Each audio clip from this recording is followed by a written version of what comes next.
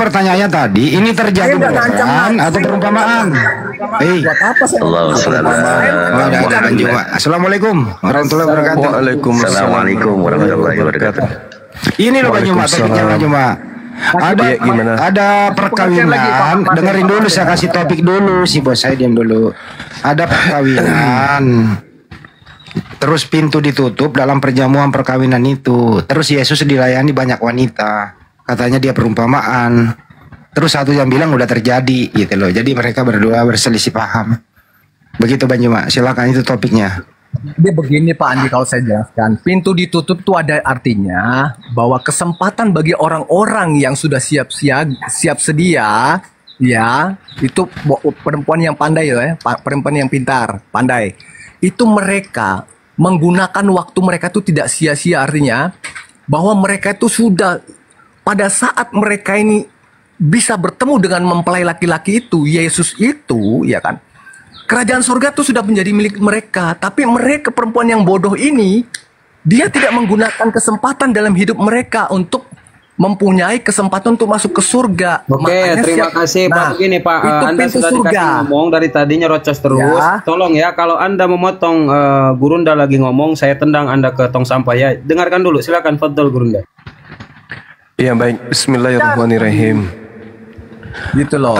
Terkait dengan surganya Kristen, itu diterangkan di dalam 1 Korintus 2 nomor 9. Apa yang tidak pernah dilihat oleh mata dan tidak pernah didengar oleh telinga dan yang tidak pernah timbul di dalam hati manusia, semua yang disediakan Allah untuk mereka yang mengasihi Dia.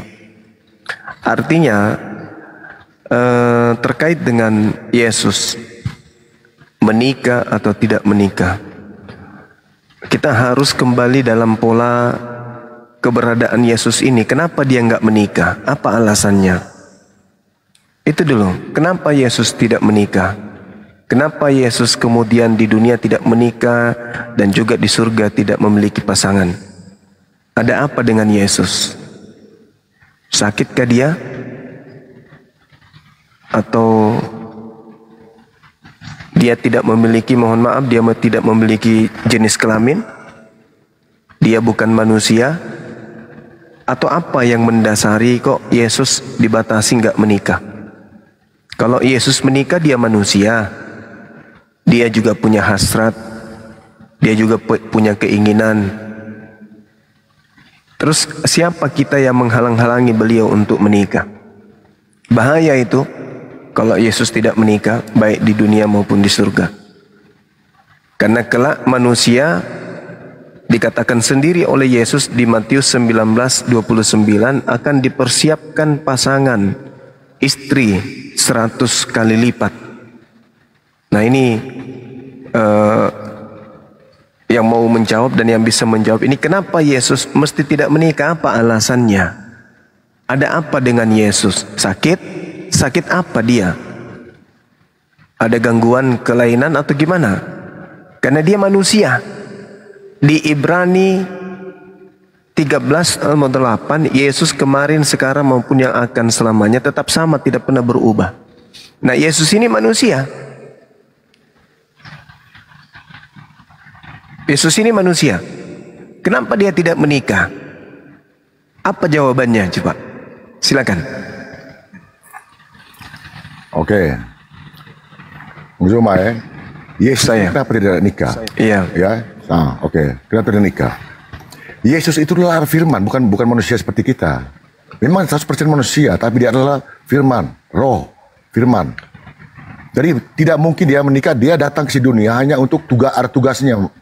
Tugasnya itu menebus dosa manusia. Itu ya tugasnya dia.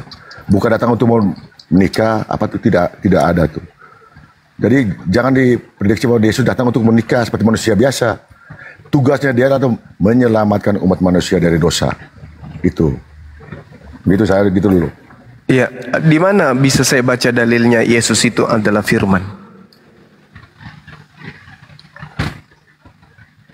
Yohanes 1 toh kan ada. Yohanes 1 itu bukan Yesus, Bang. Yohanes 1 itu bukan Yesus.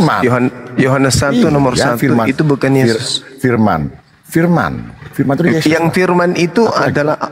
firman itu adalah Tuhannya. Tuhannya Allah.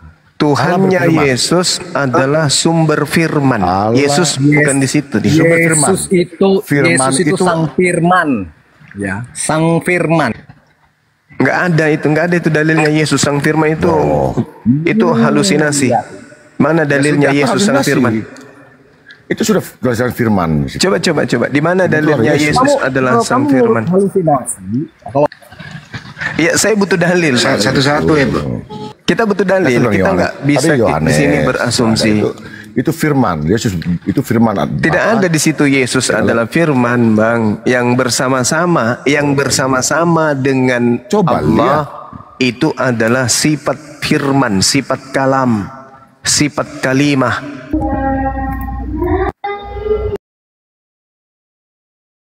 Itu bukan Yesus. Allah. Aku nggak kenal firman Allah. Ya, kalau Allah itu berarti pohon. Aku nggak kenal Allah. Beda. Tapi aku kenal Yahweh. Ya, itu pakai Yahweh, jangan pakai Allah itu. Pakai Yahweh. Tidak. Nah, pakai namanya Allah. Allah bukan, itu kan junjungan, bukan nama seseorang. Iya, pakai Yahweh. Pada mulanya adalah firman, firman itu bersama-sama dengan Yahweh. Dengan Allah. Sekarang dengan Allah. Allah yang mana ini maksudnya? Allah yang mana? Ibrani atau Arab? Kami tetap Ibrani, pakai Ibrani bukan Arab. Arab ya? Atau Ibrani? Arab. Kami Ibrani kami pakai. Oh, Ibrani berarti pohon. Berarti pada mulanya adalah firman. Bukan arti. Firman itu bersama-sama dengan pohon gitu. Dengan Allah. Jadi Allah itu pohon dalam bahasa Ibrani. Firman itu adalah firman sendiri itu adalah Yesus, itu menurut kami. Tidak ada dalilnya, Pak. Jangan ini. Ada dalilnya tuh. Mana dalilnya firman adalah Yesus? Jadi Bapa berfirman. Itu baru betul. Itu baru betul. Bapak berfirman dari suara. Bapak berfirman, Maria, ya paman, hamil dong. Nah, hamillah Maria. Setelah hamil, ya, barulah Yesus keluar dari rahim. Jadi Yesus itu bukan firman, tapi Yesus itu berasal dari firman. Itu betul. Jangan ditambah, jangan dikurangi, tidak bagus. Dan itu firman, betul dari firman. Tidak, firman memang. Yesus firman itu yang menjadi firman. manusia. Firman yang menjadi manusia, Bos. Iya, firman menjadi manusia itu maksudnya adalah instruksi perkataan Tuhan yang keluar dari mulut Tuhan sebagai perintah kepada Maria untuk hamil. Itu firman yang keluar dari Tuhan. Wahai Maria, hamil. Nah, itu firman. Apa yang terjadi? Maria hamil, keluarlah anaknya ciptaan bernama Yesus. Maka Yesus ini pada mulanya adalah firman yang berasal dari mulut Tuhan. Nah, tuh, begitu cara pikirnya. Ya betul. Ya berarti Yesus adalah firman. Enggak dong, enggak. Bukan. Coba kamu sendiri yang ngomong. Yesus itu adalah firman sendiri. Sekarang begini, firman itu apa? Firman itu apa? Ya perkataan. Nah, perkataan. Perkataan ini keluar dari mulut Tuhan, betul? Iya. Dari mulut Tuhan, betul. Yang keluar dari mulut Tuhan, firman ini keluar dari mulut Tuhan. Setelah firman ini keluar dari mulut Tuhan, yang keluar dari mulut Tuhan itu manusia atau perkataan? Perkataan. Berarti bukan Yesus kan? Perkataan. Berarti bukan Yesus kan? Perkataan. Iya, berarti bukan Yesus kan? Harus turunkan. Coba. Kena ginjal. Ini perkataan betul. Iya, perkataan. Tidak. Jadi perkataan yang jatuh dari langit sampai kepada Maria, betul? Pasti. Ya, mana Yesusnya di situ? Mana Yesus? Perkataan itulah Yesus yang keluar, turun. Gimana ceritanya? Yang turun dari langit, yang turun dari langit ini, yang turun dari langit ini perkataan atau daging? Perkataan itu turun. Kan dari langit ya. Perkataan. Ada nggak daging? Ada nggak daging di situ? Langsung ke Maria. Sudah ada nggak daging? Ketika firman datang, ketika firman mengandung dari Roh Kudus. Nah, ketika firman keluar dari mulut Tuhan, ada nggak Yesus daging di situ? Loh, dikasih ke Maria. Enggak, yang saya tanya, kan Anda mengatakan Yesus itu firman. Maka saya tanya, ketika Tuhan berfirman, keluar perkataan dari mulut Tuhan, belum masuk ke alam bumi, firman ini kemudian turun ke alam bumi, itu berupa daging atau perkataan? Perkataan yang dijadikan daging. Berarti belum ada Yesus. Daging. Berarti pada saat akan menjadi daging kan? Akan menjadi daging. Nah, sekarang ketika firman itu menjadi daging, itu bukan berarti perkataan menjadi daging, tetapi ketetapan Tuhan supaya Maria hamillah Maria. Setelah Maria hamil, keluarlah anaknya Yesus. Nah, Yesus pada mulanya adalah perkataan Tuhan, instruksi Tuhan kepada siapa? Kepada Maria. Jadi Maria itu perkataan Tuhan. Ya, iya, perkataan Tuhannya. Perkataan Tuhannya, hamillah Maria. Hamil, melahirkan seorang anak laki bernama Yesus. Maka Yesus ketika diterangkan, Yesus pada mulanya adalah firman. Alam semesta ini pada mulanya adalah firman. Ini kan begini, kan beda. Jadi Yesus itu bukan firman, tapi pada mulanya firman. Roh yang turun itu bukan Maria ada berhubungan dengan Allah langsung, tapi kan dari roh, kan dari firmannya itu. Yang turun berupa roh itu adalah Roh Kudus. Nah, itu tadi bukan dari itu firman itu melalui Roh Kudus. Bukan Yesus yang berasal, bukan Yesus yang berasal, bukan Yesus yang berasal dari Roh Kudus. Yesusnya, Marianya yang kemudian kedatangan Roh Kudus. Roh Kudusnya berkata, mengandung dari Roh Kudus. Iya, mengandung dari Roh Kudus itu maksudnya mengandung dari pemberitaan. Itu manusia. Bang, ketika dikatakan mengandung dari Roh Kudus, artinya Roh Kudus datang memberitakan tentang kehamilan beliau. Nah, kalaupun rohnya itu disebut Roh Suci, rohnya Yesus. Kenapa? Karena dia bukan dari anak zina. Dia langsung dari Tuhan. Yang menganugerahkan roh masuk ke dalam tubuhnya Maria itu langsung Tuhan. Tidak melalui proses senggama. Langsung hamil dia. Tidak ada laki-laki yang menjamahnya.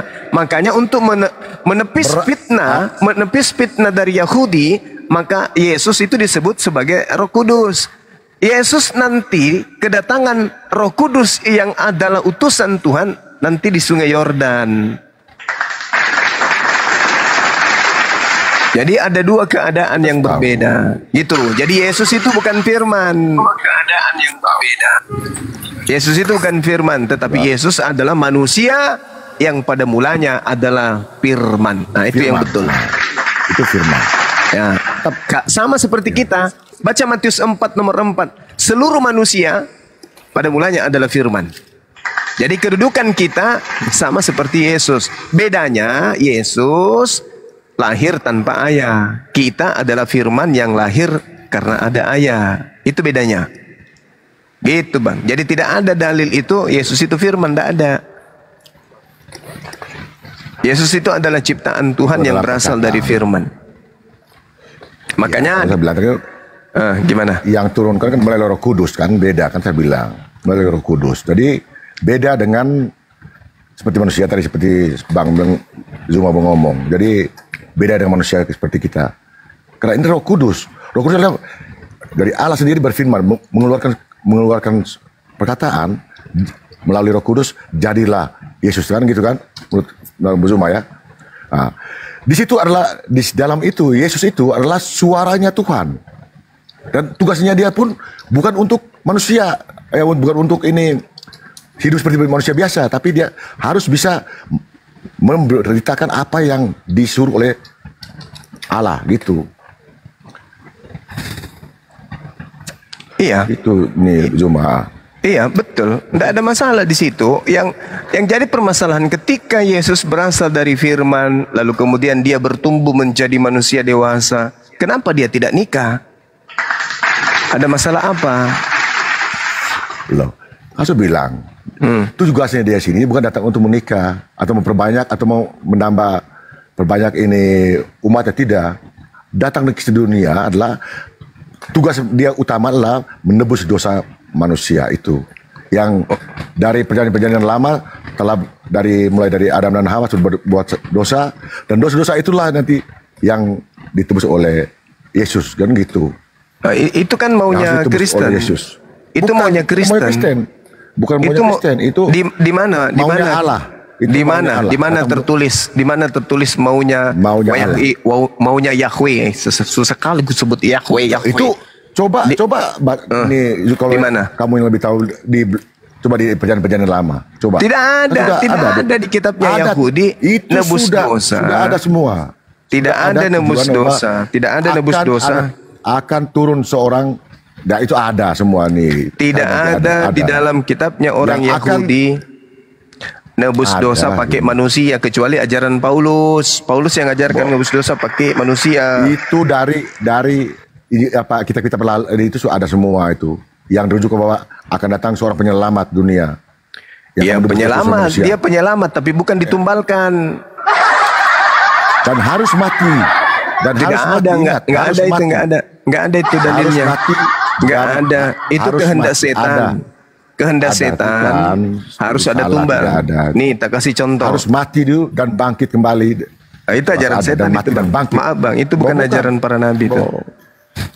1 Timotius 1 nomor 20, di antaranya Hymenaeus dan Alexander yang telah kuserahkan kepada iblis, supaya jera mereka menghujat. 1 Korintus 5 nomor 5, orang itu harus kita serahkan dalam nama Tuhan Yesus kepada setan, sehingga binasa tubuhnya agar rohnya diselamatkan pada hari Tuhan. Jadi hanya Paulus yang mengajarkan mempersembahkan tumbal kepada setan. Tidak ada itu nabi-nabi Yahudi, tidak ada Tuhannya Yahudi menumbalkan manusia untuk dosa manusia, nggak ada. Itu dalilnya di mana? Kalau di ajaran Paulus betul. 1 Korintus 5 nomor 5. Paulus kemudian menumbalkan manusia kepada iblis. 1 Korintus 5 nomor 5. Mana? Buka di itu kitab Taurat itu ada yang rujukan bahwa akan datang seorang penyelamat. Mengerti tidak? Itu ada tuh. Di mana? Mati yang akan mati. Di mana itu bang? Di mana? Coba tunjukkan di mana dalilnya. Di Taurat, tidak ada itu Taurat. Tidak ada. Tidak ada bang. Taurat ada itu. Tidak ada di Taurat, tidak ada. Sudah dari 2 jam sebelum kiamat kita cari pun sampai botak kepala tak ada yang itu, tak ada. Nggak ada itu bang. Yang mengajarkan mempersembahkan korban kepada setan itu Paulus. Korban manusia kepada setan itu Paulus. Itu urusan Paulus. Tapi yang kita pahami yaitu Yesus itu adalah dia turunnya dari langit, ya, dan lahir dan akan naik kembali ke langit. Itu ceritanya itu saja. Iya, memang dia naik karena orang-orang Romawi cikal bakal Kristen ingin membunuhnya, tapi Tuhannya tidak mengizinkan pembunuhan terjadi terhadap dirinya, makanya dia diselamatkan.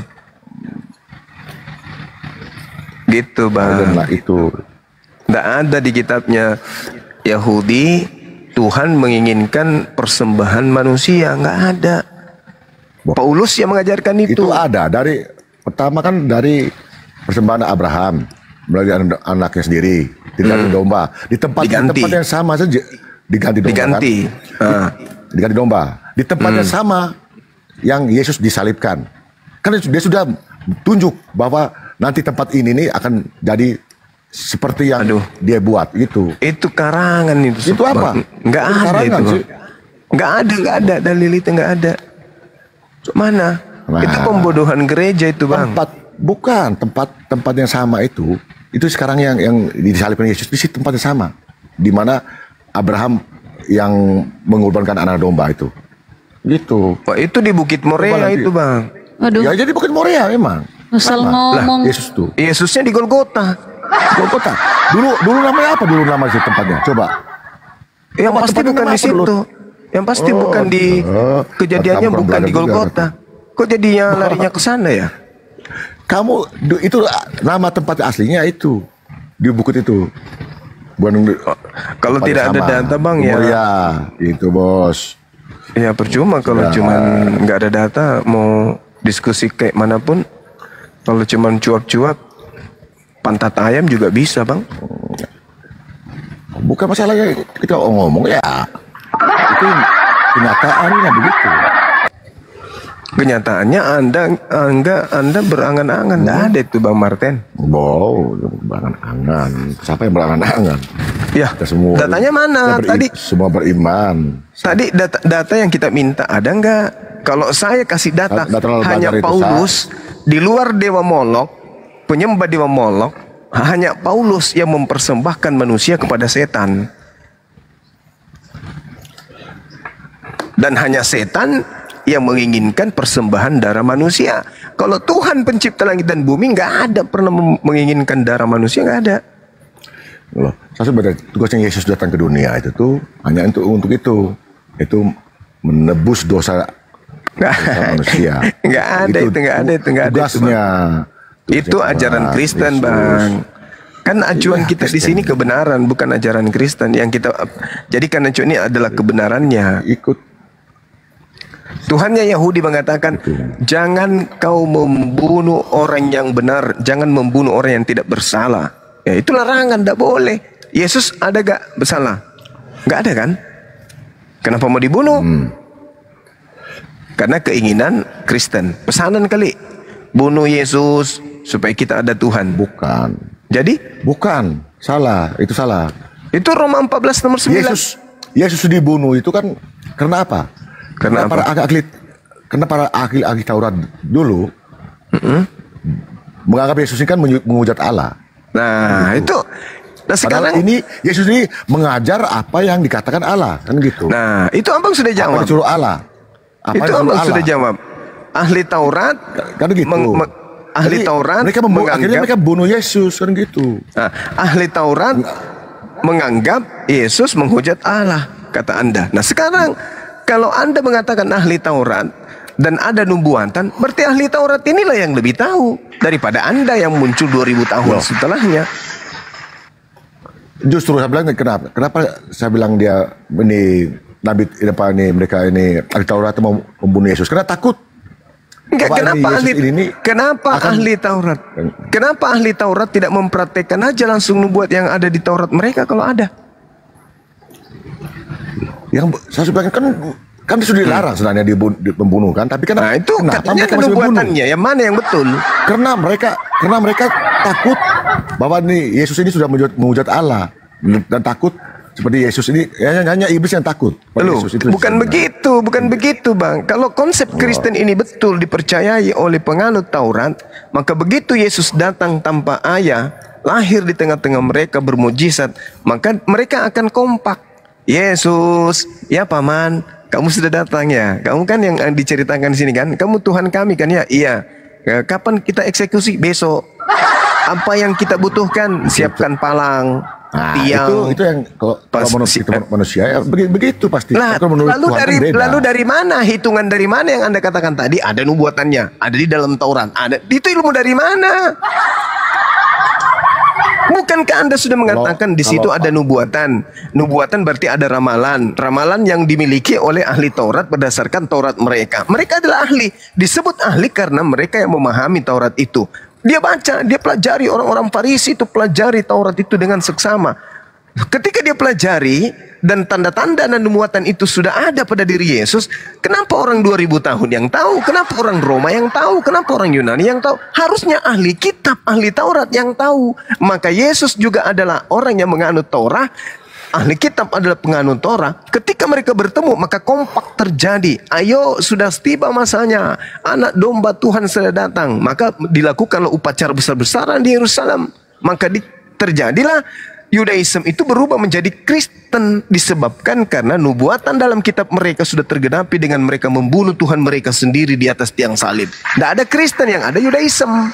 Atau tidak ada Yudaism, yang ada hanya Kristen. Ini Kristen Anda kan karang-karang sendiri. Dong? Dengar dulu, Kristen kan ada kan setelah Yesus meninggal. Ya, pengikut Paulus Kristen itu. Ya, betul. Bukan. Itu sudah ikut. Ada kan, bukan hanya Paulus yang tulisnya itu apa Alkitab, hanya Paulus yang tulisnya, bukan banyak yang tulis. Iya, tapi bukan pengikut dari kita mengikuti apa yang diajarkan oleh Yesus. Pengikut Yesus itu ibadahnya Sabat. Mereka tidak makan babi, mereka ibadahnya Sabat dan kemudian menyembah Elohim dan kemudian mereka bersunat. Tempat ibadahnya di sinagogi. Nabi-nabi mereka adalah Abraham, Daud, Salomo, Elia, Yeremia, Samuel, kemudian siapa lagi? Musa. Bukan nabinya Lukas, Markus, Matius, Yohanes, Paulus. Itu nabinya Kristen. Yang Bukan Kristen nabi kami itu. Itu bukan nabi itu. Ya itu diumpetin. Itulah diumpetin. Bukan nabi. Kami bukan Kalau nabi itu. Kenapa diumpetin kenabian mereka? Yang menganggap nabi kan kamu mungkin yang menganggap nabi. Kenapa kemudian diumpetin kenabian? Nah, rasul. Yohanes itu rasul. Nah, itu rasul. Berarti dia nabi. Rasul. Beda, tidak, beda. Oh, salah, salah. Bukan Anda seperti salah. Ini Muslim yang semua nabi diambil semua. Kami enggak. Kami ada nabi Bisa yang tidak seorang, bisa nggak orang bertitelkan sarjana tanpa gitu. ada SMA, Bang? Bisa nggak? Tidak. Bisa nggak orang Itu jadi ceritanya beda. sarjana tanpa Ceritanya beda. SMA? Bisa nggak? Itu ceritanya beda. Oh, sama. Lain. Diibaratkan nabi itu sama. diibaratkan SMA, Nabi, rasul itu adalah itu S1, sarjana. Tidak ada sarjana tidak ada. tanpa SMA. Namanya, tidak ada rasul kalau tidak melalui tangga nabi. nabi. Nabi, rasul ya Nah, rasul. sekarang saya tanya kepada saudara. Pengikut. Beda. Sekarang saya tanya. Itu. Sekarang saya tanya, yang menerima wahyu dari langit itu nabi atau rasul? Ya nabi kah?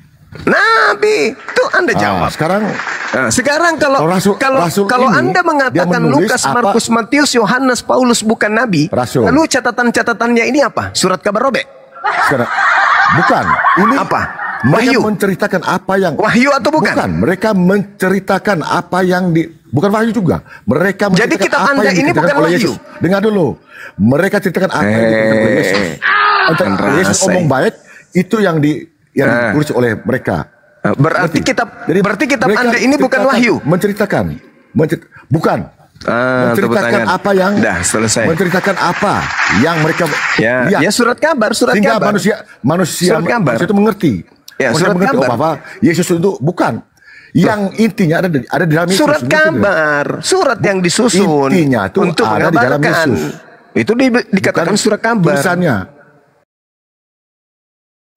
Ternyata kitab Tuhan. Kitab Anda bukan YouTube. Anda bubar. Tulisannya bisa dimaknai dan ada gini. Ini supaya gini buat saudara tahu ya Bang. Ini Injil ini bukan ini apa yang mereka buat, lihat dan apa yang dibuat oleh Yesus mereka tulis. Iya, saya itu. tahu koresponden ceritanya. Jadi, dia notulen. Dia penulis. Dan ada saksinya yang dia menulis. Iya, ngerti. Jadi bukan bilang ngerti. Yang pasti bukan firman Tuhan. Ya udah selesai. Dengar dulu. Bukan ilham. Firman Tuhan, dengar saya ngomong.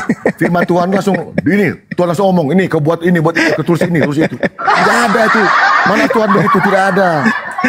Hanya kamu yang sendiri yang mungkin yang hanya Al-Quran sendiri yang turun dari langit langsung itu. Kalau lain tidak. Ya, udah teman-teman, capek-capek kalian berdiskusi surga Yesus nikah tidak menikah, ternyata yang mereka jadikan acuan itu surat kabar, bukan firman Tuhan. Loh. Memang. Iya, emang lagi. Dengar dulu. Apa yang dibuat oleh Yesus itu dituliskan. Sehingga manusia berarti itu kan bukan firman Tuhan. Sedangkan kamu yang kalau kamu punya itu bilang firman Tuhan itu dari langit, itu beda. Itu entah dari langit dari mana kami tidak tahu. Betulnya kami tidak. Itu yang dituliskan. Surat kabar. Berarti apa yang diajarkan. Itu ya surat kabar, itu surat kabar. Kita mengikuti Anda tahu nggak? Yang diajarkan. Anda tahu tidak? Karena ada saksi. Coba. Anda tahu tidak? Latar belakang sebuah pemberitaan dituliskan di surat kabar. Anda tahu tidak? Kejadian. Pasti ada kejadian. Ada kejadian. Itu makanya kita pada surat kabar. Ada kejadian, betul. Iya. Terus, jadi wartawan melakukan olah TKP. Dan kalaupun dia tidak ada pada TKP, maka wartawan-wartawan ini akan meliput berita tersebut berdasarkan atas kesaksian-kesaksian orang terkait dengan peristiwa itu. Jadi surat terus kabar kalau- lah yang Anda imani sebagai firman Kalau- Tuhan selama ini. Baru tahu Yang aku. firman Tuhan tuh yang kita firman Tuhan itu gimana? Firman Tuhan itu Sekarang yang firman- diterima langsung dari Tuhan Dari mana? melalui Roh Kudus sampai kepada wakilnya, dutanya, utusannya. Itulah nabi. Itu kan tidak saksi, itu tidak belum tentu juga. Saya Tidak bisa butuh. ngomong begitu. Yang namanya Saya bisa ngomong wahyu. gini, gini. Yang namanya Saya bisa wahyu ngomong itu begini. tidak butuh saksi. Itu keliru. Loh. Kok Saya wahyu sendiri butuh yang- saksi? saya Sekarang bisa- begini saudara, misalnya- siapa saksi? ini Sabar. saya hanya bisa- Siapa saksi ketika kemudian Abraham malaikat datang kepada Abraham? Roh Tuhan datang kepada Abraham, siapa saksinya? Siapa saksi ketika kemudian Tuhan Itu mungkin berfirman ada. kepada Nabi Musa? Pasti ada. Pasti ada. Pasti ada Ketika Tuhan pasti berfirman kepada Nabi ada Musa, pasti. siapa saksinya? Siapa? Orang Mesir kan dulu. Itu ada. Pasti ada itu. Itu pasti ada. Alamak, Firman- lucu teman ya.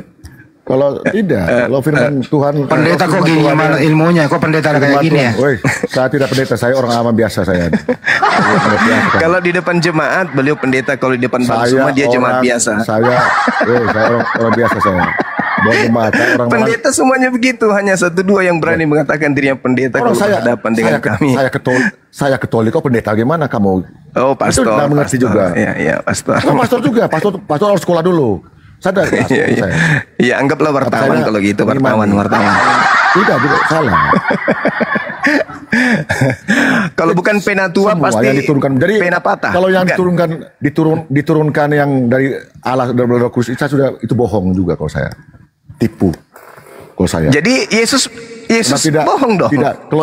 Kalau Yesus sendiri yang ngomong, karena Yesus menjadi manusia dia ngomong, dituliskan oleh para rasul itu benar. Tidak ada banyak saksinya juga, gitu. Kalau yang tidak ada ujung pangkalnya, saya yang datang turun salah ngomong terus tulis. Oke, mari kita uji ya. Mari kita uji. Yesus itu menyampaikan firman antara tahun 30 sampai tahun 33. Kenapa kitab Anda ditulis kemudian puluhan tahun setelahnya? Misalnya, Matius ditulis tahun 60-an. Ada selisih 30 tahun kurang lebih, baru pengarang Matius menulis. Begitu juga Lukas. Bukankah Yesus menyampaikan firman, muridnya sudah menerima firman itu? Adakah penulis pada zaman Yesus?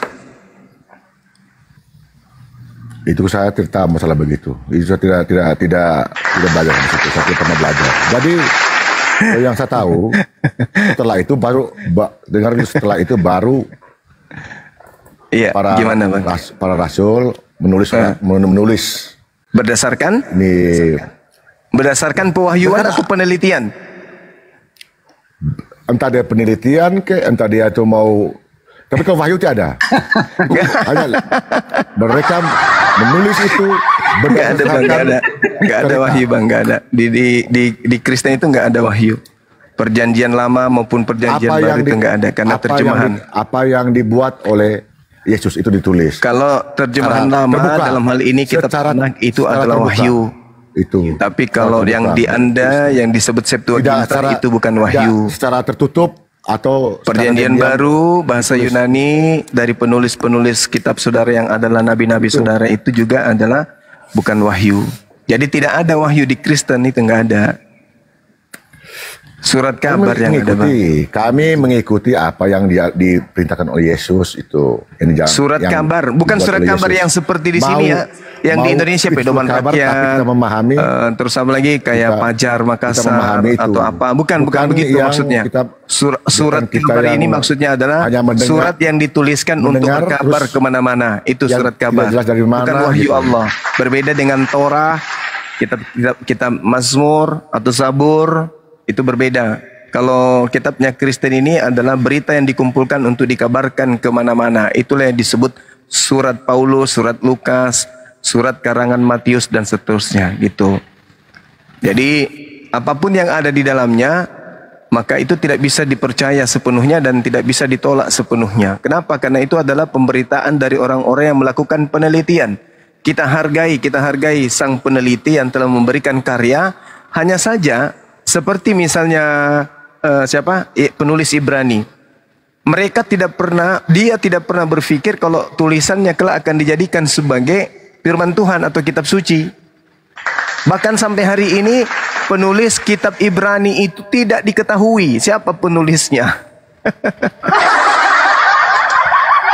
Seperti itu Saudara Martin. Jadi kalau Anda tidak mengakui Lukas, Markus, Matius, Paulus itu sebagai seorang nabi, ya bubar sudah agama Anda. Karena sumbernya ternyata bukan dari seorang nabi. Hanya manusia biasa yang gemar menulis. Dan kebetulan saja pada saat konsili pengkanonan, kitabnya atau tulisannya itu diloloskan untuk dijadikan sebagai kitab suci. Tulisan-tulisan penulis lain yang juga hobi menulis itu tidak diloloskan. Andai saja Khairil Anwar hidup pada masa itu dan menulis puisi-puisi dan dia bukukan, bisa jadi juga puisinya lolos. Atau Lugat Tambunan hidup zaman itu, Lugat Tambunan menuliskan semua karya yang dia katakan temuan-temuan dia ke langit, ke surga, melihat ini, melihat itu. Maka catatannya, karena seirama dengan pemahaman Romawi kuno, Yunani kuno, bisa jadi bukunya Lugat Tambunan itu lolos sebagai kitab sucinya orang Kristen. Seperti itu saudara. Ya mungkin yang lain silakan. Ada Kristen yang lain kah?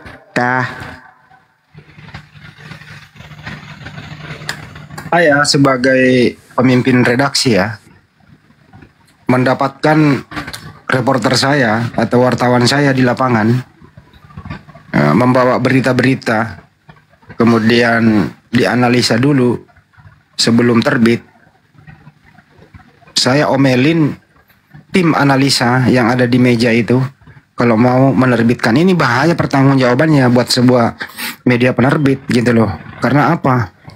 Bisa-bisa digugat, bisa-bisa membuat suasana gaduh akibat pemberitaan dari kantor saya kan gitu. Jadi sekali lagi mohon maaf, semua berita-berita kalau saya pimpinan redaksi saya tarik kembali dan saya minta maaf kepada umum, kepada publik, karena tidak bisa dipertanggungjawabkan. Sayangnya udah terlanjur lolos dan diakui oleh Pak Martin bahwa mohon maaf udah terlanjur ya. Yang merasakan akibatnya adalah Pak Martin itu sendiri, karena percaya bahwa apa yang sudah nabi itu Matius bukan nabi, bukan nabi. Kena lagi dia. Itu bukan nabi. Ya iya, bukan, artinya ya. Apa berita? Matius bukan nabi, bukan. Artinya itu mereka tuh penulis, mengerti kata penulis. Nah dia menulis berdasarkan informasi dari mana, Pak Martin? Pak Martin, dia menulis berdasarkan berita dari mana? Itu urusan mereka, dari mana? Oh, urusan mereka. Artinya penulis. Dia menulis apa yang diajarkan oleh Yesus. Itu. Lah, emang dia ketemu Yesus? Apa yang diajarkan oleh Yesus dari macam seperti gini. Seperti kita kan ada seperti ini sejarah. Emang ketemu Yesus Lukas ada. Dengan enggak pernah. Ada sejarah. Ada sejarah bahwa Yesus itu begini. Lanjut kembali lagi. Kan, nah ini topik nih. Kan begitu. Dengan sejarah begitu yang enggak mereka menulis sejarah itu. Gitu. Oh, Yesus dulu ya dia buat begini. Enggak, yang akhirnya ditulis, dibukukan, dan ya kita Kristen melihat itu ya memang harus mengikuti itu, ya karena yang baik yang diajarkannya, gitu aja. Ngapain sih Bang Martin masih keke? Udah tahu Abang nggak bisa jawab, masih keke jawab. Tuh, dah imani saja Bang, udah selesai. Namanya kita sini kan berdiskusi, bukan mau berdebat. Nopan itu pendetamu, Nopan. Lu juga, lu pendetamu lu gituin lu. Jadi bukan, harus bilang tadi, kalau saya Katolik kok pendeta gimana? Iya, jadi gini Bang, siapapun itu juga, kalau nggak tahu nggak usah paksa, bilang aja nggak tahu, saya nggak bisa jawab, udah turun dulu, belajar dulu. Iya. Nama diskusi itu kan harus kita belajar. Di Bang Zuma kan ya udah semangat Bang. Semoga nggak malu-maluin jemaat yang ngomong. Kita sendiri kan bisa ngomong baku ini toh masukan gitu kan.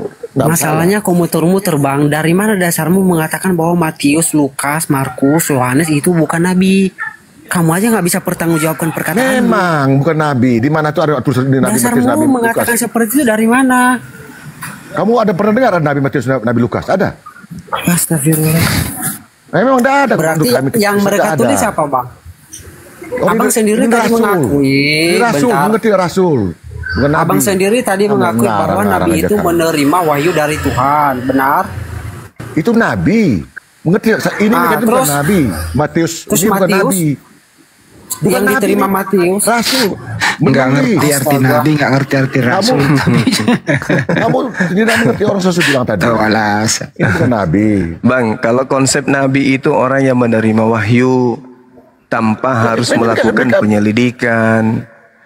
Dan mereka ini kan rasul, ini menulis, gitu. Kalau dia manusia biasa tidak bisa disebut rasul, karena nabi itu adalah orang yang menerima wahyu untuk dirinya dan diperintahkan untuk mengabarkan kepada umatnya. Orang ini nabi. Wahyu, dengar dulu. Orang wahyu ini nabi, sabar. Rasul itu adalah yang nabi. Rasul itu adalah nabi yang memiliki umat. Itu rasul. Jadi katanya bilang yang kamu bilang anggap nabi, yaitu kami anggap Tuhan itu Yesus, dia yang turun langsung dari Yesus sehingga mereka ini menceritakan apa yang Yesus buat itu. Saran saya Bang, mendingan abang Google searching dulu di Google. Pendeta disuruh. Apa arti nabi menurut pendeta disuruh. Itu Bang, biar nggak malu-maluin Bang. Mana nabi, mana rasul. Iya, coba searching dulu di Google. Nabi itu yang menerima wahyu. Rasul itu adalah nabi yang memiliki kamu umat. Yesus itu Isa itu nabinya itu tuh. Nabi belum tentu rasul. Itu tuh. Tapi rasul sudah Yesusnya. pasti nabi. Kalau rasul tuh beda, rasul tuh beda dengan nabi. Martin, jangan malu-malu. Kamu yang tidak mengerti. Saran saya gini, Pak. Kamu yang tidak mengerti, tidak mengerti. Aduh. Bukan menyudutkan kamu. Loh, Yesus, kalau kan Yesus kan yang diutus oleh Yesusnya. Nah, Yesus berarti adalah nabi karena dia menerima wahyu. Yesus berbuat. Nah, karena dia menerima wahyu. Wahyu yang disampaikan kepada Yesus diperintahkan oleh Tuhan untuk sampaikan kepada umatnya. Maka yang disebut rasul di sini adalah Yesus. Yesus itu rasul. Terus ditulis oleh siapa? Ditulis oleh murid. Murid bukan rasul. Maka itu rasul yang murid kan rasulnya. Bukan. Itu ada. Yang rasul. Ada datanya itu. Yesus rasul. Ada yang rasul itu Yesus. Oh, terbalik lagi. Kamu berarti terbalik. Bisa tidak masuk juga. Terbalik dengan pemahaman dan Yesus itu adalah rasul. Dia disebutkan di dalam kitab Anda sendiri tuh. Bahwa Yesus itu adalah mau ditunjukkan Tuhan. Bukan, Yesus itu adalah rasul besar. Tuhan. Saya tunjukkan ya, Pak Oten. Nama rasul. Bang Martin. Tidak ada rasul besar, rasul Bang Martin. Ibrani 3 itu. Di Ibrani 3 itu. Rasul besar. Ibrani 3 Bang. Biar kita lihat kan datanya Yesus. Ibrani 3 nomor 1. Yesus disebut sebagai rasul. Yesus itu bukan rasul itu jari. Rasul, raja. Yesus itu banyak ada gelarnya. Lari lagi mau tunjuk data. Lanjut Ki. Yesus Tuhan raja. Coba besarkan data dulu biar dia paham dikit, serius. Ya besarin. Mbak ya jangan kesian saya, ada perlu kesian saya. Kami tidak perlu dikesiani kami. Nah, coba baca ya Bang ya. Nabi menurut orang Yahudi, orang yang menyampaikan pesan-pesannya kepada umat dan memperingatkan mereka agar tidak menyimpang dari perintah-perintah Allah. Nah, itu nabi. Kata nabi dalam bahasa Ibrani adalah nafi. Yang berarti juru bicara, wakil Tuhan. Nah, sekarang para rasul yang abang katakan tadi, mereka memperoleh nggak pengertian ini? Memperoleh kan? Mereka sebagai pemberitakan firman, benar. Sebagai juru bicara, benar. Ya kan? Mereka memegang ini semua kan? Jadi dasar abang mengatakan mereka bukan nabi apa? Makanya jangan kali. Aduh. Kamu harus bedakan dulu. Memang itu menurut kita tuh nabi itu yang diutus oleh Tuhan. Kalau mereka ini kan rasul, ada yang seperti kalau Matius bukan rasul. Matius tuh itu juga bukan rasul dia yang hanya ini apa sebagai apa dia tuh. Bukan rasul lah dia. Bukan rasul dia. Jadi nabi itu yang Yesus sendiri. Kamu bilang nabi, Ini Pak Martin, Yesus Tuhan sendiri. Pak Martin mau nanya, Yesus itu nabi atau Tuhan? Kalau di kamu kan bilang nabi itu, kami kan Tuhan. Dan dia sendiri yang membuat, melaksanakan apa yang diperintahkan oleh Allah, ya, Bapaknya ya atau yang esa, ya, melalui Yesus itu. Nah, sehingga saya ulang lagi Pak Martin, diputuskan Yesus itu nabi atau dia Tuhan? Tuhan kalau kami. Ah? Bukan nabi, Tuhan. Oh Tuhan dia? Ya Tuhan lah. Dia Tuhan. Pak Martin sadar ya? Lanjut. Cocok itu. Cocok itu. Iya cocok. Memang Yesus itu adalah Tuhan bagi Kristen. Tapi Yesus yang datang ke Paulus, bukan Yesus yang datang kepada Bani Israel, beda. Yesus yang datang ke tengah-tengah Bani Israel itu hanya nabi. Dia rasul kepada Bani Israel. Yesus yang datang kepada Paulus, dia adalah dewa untuk orang Kristen. Nah itu, harus dipahami itu. Harus dipahami. Nah, kesalahpahaman orang Kristen sekarang menganggap bahwa Yesus yang datang ke Bani Israel adalah Yesus yang sama yang datang kepada Paulus. Padahal itu berbeda. Itu adalah dua entitas yang berbeda. Tidak ada yang Yesus datang 2 kali datang, tidak ada. 1 kali datang. Oh, Yesus sendiri berkata demikian. Tidak ada 2 kali datang. Datang yang kedua kali itu nanti saatnya kiamat. Itu bagus. Berarti Yesus yang datang kepada Paulus itu bukan Yesus. Kedua kalinya nanti di akhir zaman. Pertama kalinya ketika keluar dari Maria ibunya. Nah, yang Yesus ini yang keberapa? Yang datang ke Paulus yang keberapa? Kami tidak ada urusan itu. Pentingnya datang melalui Maria. nanti akan yang telah naik ke surga dan akan turun lagi. Pertama datang ke Maria ibu kandungnya. Sampai usia 33 tahun. Kedua kapan? Kedatangan yang kedua kapan? Kamu bilang datang ke ini apa? Ke ini. Yang kedatangan yang keduanya kapan? Paulus tuh. Kamu bilang ke Paulus kemana? Jangan itu. Kedatangan yang keduanya Yesus kapan? Kalau kami ini menurut kami yang kedua kali nanti pada akhir zaman. Akhir zaman. Ya, nah, zaman. Yang datang ke Paulus itu siapa? Semua wujud manusia atau tidak? Coba datang ke Paulus tuh sebagai bentuk apa? Manusia langsung atau apa? Iblis yang datang kepada Paulus mengaku Yesus. Cahaya. Cahaya. Bukan cahaya. Oh, cahaya. Cahaya itu iblis. Coba Anda baca Lukas 10. Saudara, Lukas 10 nomor 18, nomor 19, nomor 20. Anda baca. Sampai membutakan mata Matius 12 nomor 22 kata Yesus, orang yang kerasukan iblis ciri-cirinya buta seketika. Anda sendiri saudaraku Martin yang mengaku kedatangan yang kedua nanti katanya nanti. Nah, berarti yang datang kepada Paulus itu kedatangan yang keberapa? Harus bilang tadi kan cahaya, bukan manusia, dia bukan turun secara langsung. Berarti bukan Yesus yang datang. Berarti bukan Yesus yang datang.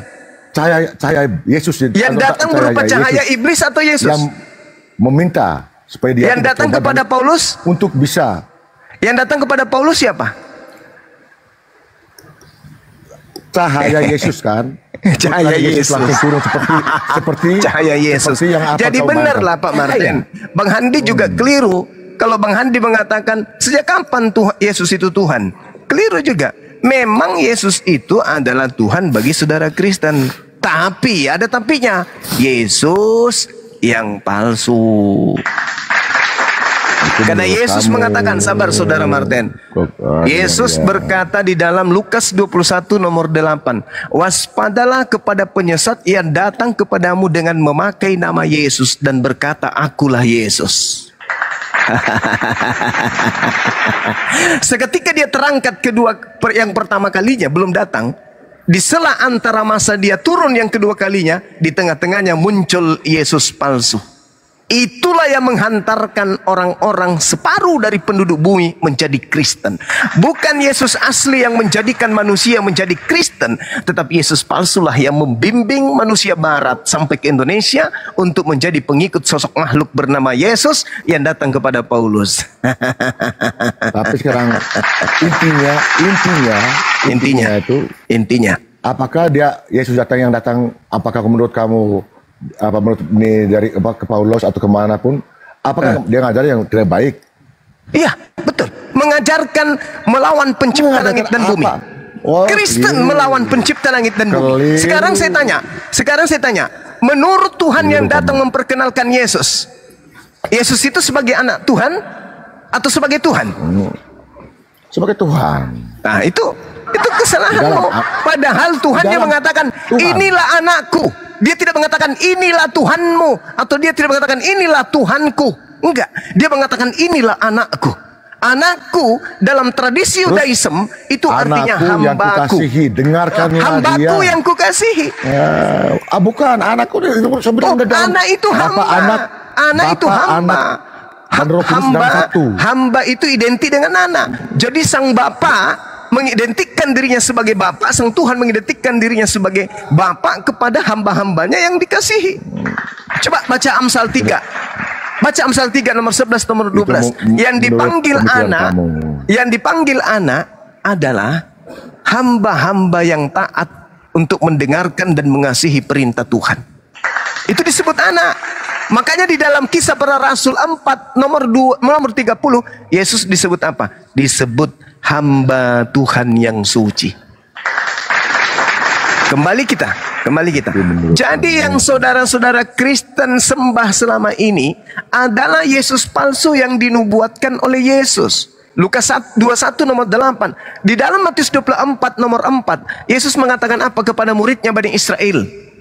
Waspadalah kepada penyesat, sebab akan datang penyesat dengan memakai nama Yesus, dan dia akan mengaku Mesias dan akan menyesatkan banyak orang. Datang Mesias palsu mengaku sebagai Yesus. Pernah nggak itu terjadi? Pernah. Pada saat mana? Pada saat datang Mesias, datang makhluk mengaku Mesias kepada Paulus. Akulah Yesus yang kau aniaya. Inilah cikal bakal berdirinya agama Kristen. Agama yang menentang aturan-aturan Tuhan. Agama yang menjadikan Tuhan punya saingan bernama Yesus. Agama yang melantik anak manusia menjadi Tuhan. Makanya dalam Matius 7 nomor 22, 21, 23. Apa kata Yesus asli kepada Kristen? Enyahlah daripadaku, kalian semua adalah pembuat kejahatan. Aku, Yesus, tidak mengenal kalian. Kristen akan heran, loh, bukankah kami bernubuat pakai namamu, mengusir setan pakai namamu, bermujizat juga pakai namamu? Kata Yesus, enggak, kamu melakukan itu semua bukan atas kehendak Bapa. Kamu melakukan itu atas kehendak bapakmu, yaitu iblis yang datang kepada Paulus. Iblis itu datang mengaku Yesus. Jadi orang-orang yang murtad dari Islam yang mengatakan saya salat tahajud, kemudian datang Yesus, saya umroh, ketemu Yesus, itu semuanya adalah iblis. Kata siapa? Kata Yesus. Mana buktinya? Yesus mengatakan di dalam Matius 24 nomor 23. Nomor 15. Coba nomor 15-nya apa yang dikatakan? Apabila engkau melihat sang pembinasa keji berdiri di tempat yang kudus. Itu siapa? Iblis. Iblisnya datang kemudian kepada Paulus. Paulusnya kemudian apa? Mengikuti keinginan sang iblis. Dan Paulus kemudian memutarbalikkan pelajaran-pelajaran Tuhan kepada Bani Israel. Yang tadinya haram menjadi halal. Yang tadinya sabat menjadi minggu. Yang tadinya satu-satunya Tuhan menjadi tiga-tiganya Tuhan. Yang tadinya kemudian sinagoge berubah menjadi gereja. Yang tadinya kemudian Tanak berubah menjadi Bible. Makanya Islam datang meluruskan wujud kasih sayang Tuhan pencipta langit dan bumi. Islam datang meluruskan saudara-saudara. Ya ahlal kitab. Yang benar aja. Ya silakan Anda tertawa. Silakan Anda menertawakan diri Anda. Itu fakta yang ada, saudara. Itu fakta yang ada. Yang pasti saudara Martin, Yesus menubuatkan akan datangnya makhluk penyesat yang mengaku Yesus. Sampai hari ini belum pernah kemudian ada makhluk datang mengaku Yesus. Sudah pernah datang kepada Paulus. Apa hasilnya? Separuh dari penduduk bumi menjadi pengikutnya. Apa itu? Kristen, Katolik, Protestan, Pantekosta, Advent, Saksi Yehova, Mesianik, dan seterusnya. Itulah gerombolan-gerombolan pengikut makhluk roh yang datang kepada Paulus. Tinggal kita lihat saja nanti. Oke. Nanti kita tinggal lihat saja kapan dia nanti akan terjadi. Jangan lihat nanti. Lihat Matius 7. Anda belum kapan nanti bahwa Jangan lihat nanti. Sudah tertulis di Bible. Sudah ada di Bible. Yang diusir adalah Kristen. Nanti juga kita lihat juga siapa yang selamat, itu aja. Sekarang pun sudah kita lihat. Muslim atau Kristen. Sekarang pun sudah kita lihat. Sekarang sudah kita lihat. Coba Anda lihat makanan-makanannya orang Kristen. Makanan-makanan persembahan kepada dewa-dewa yang mereka makan. Coba. Siapa yang makan dewa? Percaya dewa siapa? Babi, anjing. Itu adalah makanan-makanan sesajen yang dipersembahkan oleh penganut-penganut politeisme, penganut-penganut penyembah pagan. Babi itu makanan yang diharamkan dari sejak dulu. Karena babi itu adalah makanan yang dijadikan sesajen kepada setan, kepada hantu-hantu, penunggu pohon. Siapa yang bilang? Yesus sendiri yang mengatakan itu kok. Tidak ada Yesus. Loh, justru kenapa Yesusnya mengambil roh setan itu masuk ke babi? Saudara, kenapa roh setannya dia hantarkan ke babi? Kenapa tidak ke sapi atau ke kambing? Kenapa harus babi? Karena saat itu yang di sekitar itu hanya ada babi. Oh enggak, salah anta. Karena di dalam kitabnya Yahudi, di dalam Yesaya 66, nomor 15, 16, 17, semua pemakan babi, semua pemakan babi akan dibakar dengan api neraka. Yesaya 66, nomor 15, 16, 17, semua pemakan babi, pemakan binatang-binatang menjijikkan dan tikus, balau, kucing, itu semuanya akan dilemparkan ke dalam api neraka yang menyala-nyala. Itu dalil. Orang penyembah dewa Molok, penyembah pagan, penyembah batu, penyembah pohon, penyembah gunung, mereka ketika mempersembahkan persembahan senantiasa mempersembahkan babi. Itu sebelum dan itu di luar agama Yahudi dan sebelum Islam itu datang. Coba. Satu-satunya kemudian makhluk binatang yang dimasukkan iblis ke dalam dirinya hanya babi. Itu. Dan itu Bible yang mengatakan itu. Orang kalau mempersembahkan kepada dewa-dewa pakai daging apa? Daging babi. Kalian makan daging sesajen. Sadar enggak itu? Daging sesajen untuk iblis kalian makan, Anda masukkan ke dalam tubuh Anda. Siapa yang tertawa? Siapa yang makan daging itu? Iblis yang ada dalam diri Anda.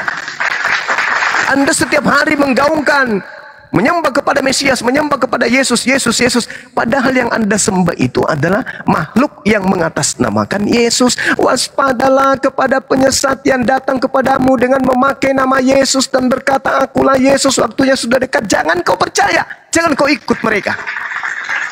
Matius 24 nomor 23. Jadi apabila ada orang berkata, ada Yesus di sini, ada Yesus di sana, jangan kau percaya. Atau mereka berkata, ada Yesus di padang gurun, ada Yesus dalam bilik, jangan kamu percaya. Sebab Yesus palsu dan nabi palsu akan datang dan akan menyesat dan akan melakukan mujizat dan menyesatkan banyak orang. Dan orang-orang pilihan juga bahkan disesatkan. Kenapa Yesus berpesan demikian? Karena Yesus mengatakan, camkanlah, camkanlah. Sebab aku datang untuk yang kedua kalinya. Nanti di akhir zaman ditandai dengan awan-awan di langit beserta dengan iring-iringan malaikat, dan seluruh mata akan memandang kepadaku. Sedangkan yang datang kepada Paulus hanya Paulus doang yang melihat yang melihat cahaya dan mendengarkan suara.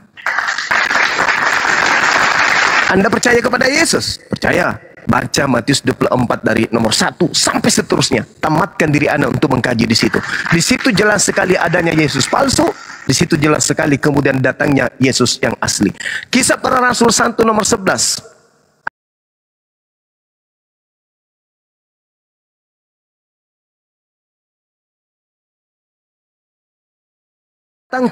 Datang kedua kalinya sama seperti engkau melihatnya terangkat ke langit. Ketika Yesus terangkat ke langit lengkap dengan dagingnya, ketika ia datang kedua kalinya, maka Yesus akan datang lengkap dengan dagingnya. Tertulis di mana itu Bang Suma? Kalau dia datang dengan daging. Matius 24 nomor 27.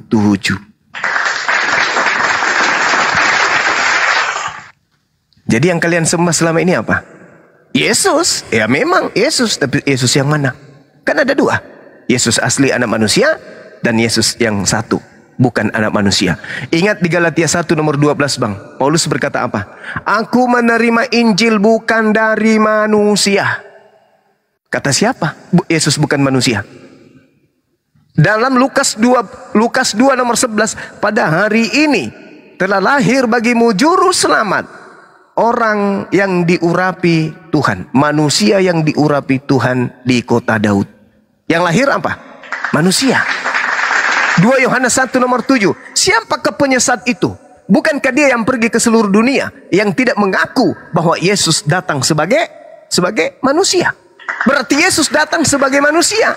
Nah, Paulus mengaku, aku menerima Injil bukan dari manusia. Berarti bukan dari anak Maria, tetapi dari Kristus Yesus. Tergenapi. Penyesat datang, mengaku memakai nama Yesus dan berkata, akulah dia. Jangan kamu percaya. Orang Yahudi percaya enggak kepada Paulus? Enggak. Kenapa? Karena mereka menerima pesan. Orang Roma Yunani dan orang Indonesia percaya enggak kepada Paulus? Percaya. Karena mereka bukan Bani Israel. Yang diseru Yesus untuk tidak percaya kepada Mesias palsu adalah Bani Israel. Nah, jadi saudara silakan buka cakrawala berpikir, renungkan baik-baik. Kenapa agama saya bertentangan dengan Bible saya sendiri? Kenapa keyakinan saya bertentangan dengan Yesus sendiri? Kenapa kemudian hari ibadah saya bertentangan dengan pekerjaan-pekerjaan ibadah Yesus? Tata cara prosesi ibadah saya bertentangan dengan tata cara prosesi ibadah Yesus. Ada apa ya? Apa yang salah ya? Cari ke akarnya. Oh, ternyata saya mengikuti instruksi dari Yesus palsu. Sehingga ajaran Yesus asli dan ajaran saya itu bertentangan. Disebabkan sebenarnya Yesus yang dimaksud gereja itu adalah Yesus yang datang kepada Paulus. Mencoba menggabungkan antara Yesusnya Yahudi dan Yesusnya Paulus menjadi satu, sehingga saudara-saudara Kristen itu bingung sendiri. Kok Yesus kadang manusia? Kok Yesus kadang Tuhan? Untuk menganulir masalah itu, maka Kristen memiliki doktrin baru. Yesus 100% manusia dan juga 100% ilahi. Kenapa demikian? Karena Kristen mensatukan, menggabungkan kemudian antara Yesus yang asli dengan Yesus yang datang kepada Paulus. Sekira begitu saudara, saya mau ibadah, menyembah kepada Tuhannya Yesus. Mudah-mudahan yang saya sampaikan ada manfaatnya. Saya bukan menghujat menista, saya hanya mengabarkan kabar gembira. Keselamatan itu adalah mendudukkan Yesus anak Maria sebagai utusan Tuhan, bukan menjadi Tuhan. Yohanes 17 nomor 3, Yohanes 5 nomor 36. Demikian, silakan teman-teman dilanjutkan.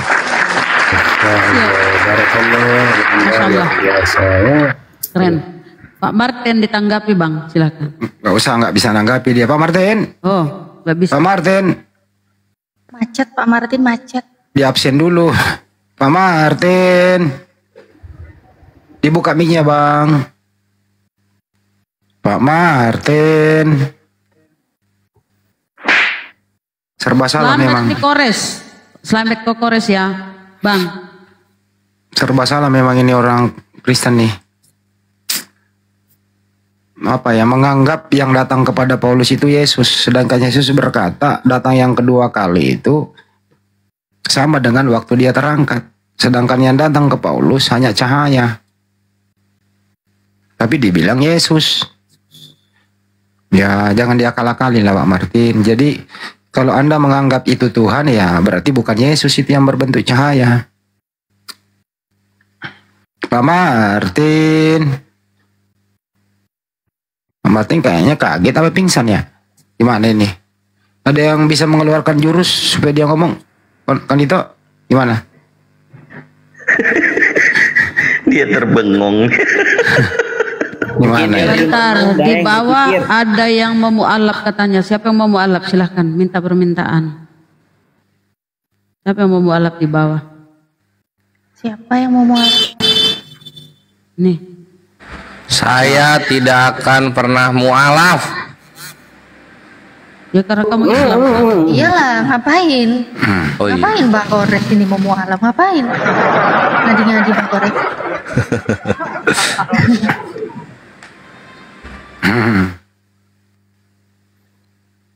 Gak ada.